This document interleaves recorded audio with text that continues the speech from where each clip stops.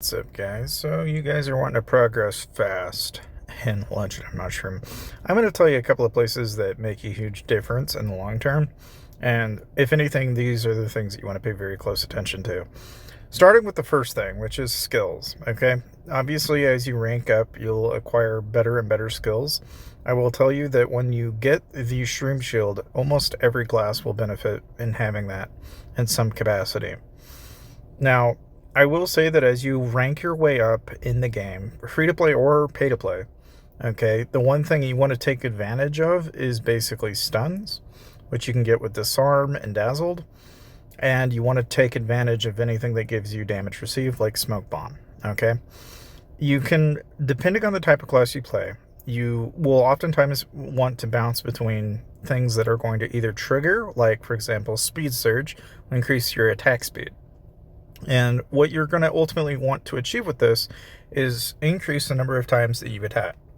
So for that reason, whenever you're looking at your pals, okay, and again, this varies depending on the type of class you play, but most, if not all, classes will benefit from what is known as skill crit rate and or crit rate.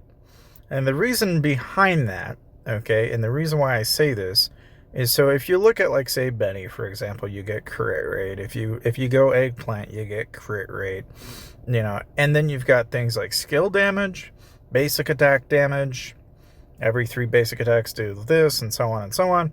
The main thing that you have to pay some attention to if you are going to progress fast in Legend of Mushroom is use what works for your class.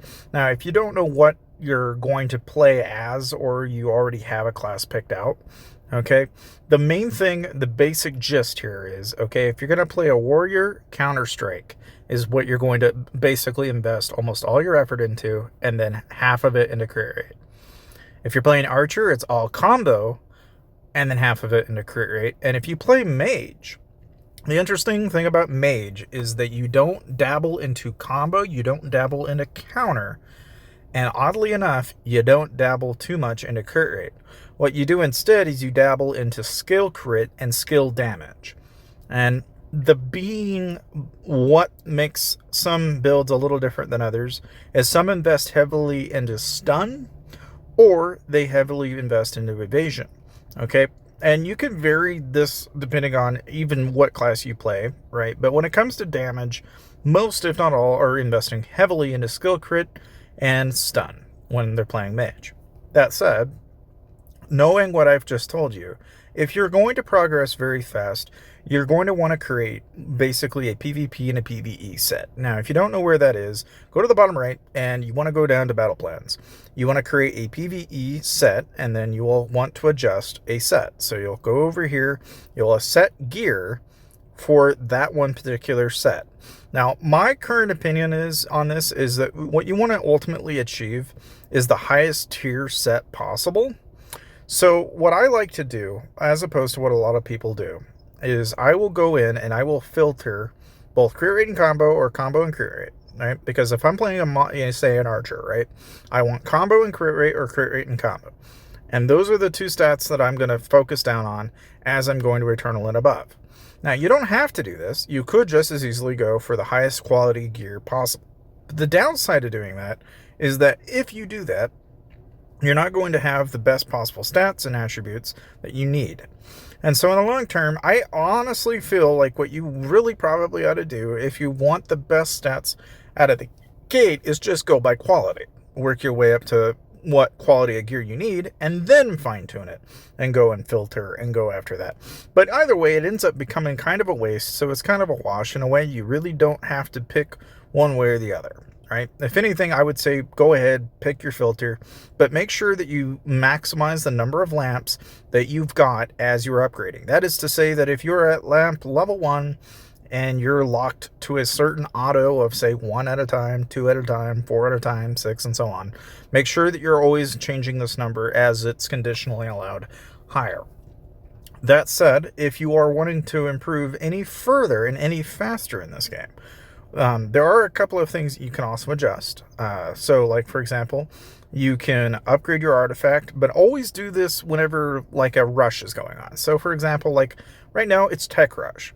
So if you want to get ahead in the game really quickly, you basically need to save things like your divine hammers, you want to save things like your clock winds, and you want to save gems, you want to basically get in a habit of saving your soul essence. This is all going to come in handy when you are in the middle of that rush, because you can then splurge on all of those items that you'd saved for that rush. And the benefit of doing that is that if you can rank in the rush itself, you're going to acquire Skyrider passes as well as the loot. And the nice thing about that is that you can acquire then within the actual rush shop items that are exclusive to that rush. So for, say, example, getting 30 or so Skyrider passes, you can get Adaptoslime or Cloud Drifter. And these are really good mounts. And so for that reason, you want to invest a lot of time and effort into gaining these if you can possible. Now, that said, if you want to progress substantially faster than your peers, then what you also want to do is when you're going to upgrade your relics, you want to evenly upgrade them. You do not want to invest heavily into the ones that you're using at the time. So like, for example, you don't want to go level 80 on one gear piece just because you can. You want to evenly upgrade these all up to a certain level. So like these at 66 and 67, I'll upgrade, but I'll wait till a relic rush comes along to use it. And the reasoning behind this is because by doing that, what you're doing is actually upgrading your overall base effect, and that is going to help you out in the long term a lot more than just upgrading individual pieces when it comes to relics. And again, this goes back to, looking at your PvE gear too. Because again, you can have specific skills and specific gear, specific pals, depending on the type of scenario you're in, including statues, and heck, you can even control what type of avian you're using. You can control which back accessory, and even, get this, the talent tree. Now, if you want my opinion on the talent tree, I suggest you just upgrade HP or attack and get defense and attack, and just upgrade those. Don't specialize in any one thing right away, because you won't be able to get like these endless outburst skills and stuff like that. And so you've got a pretty substantial amount of coins stacked up anyway.